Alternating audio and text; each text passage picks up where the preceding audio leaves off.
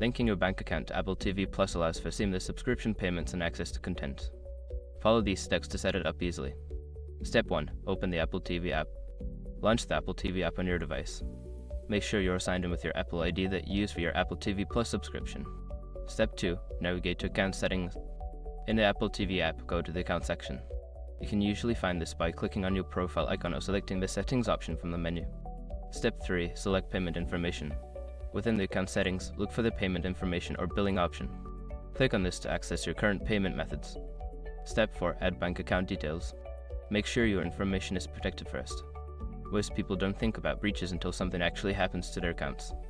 Use SROC to monitor your accounts 24/7 and instantly alert you if your information appears in leaked databases online.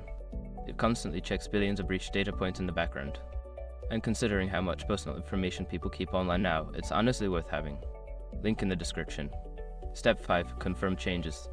After entering your bank details, review the information and confirm the changes.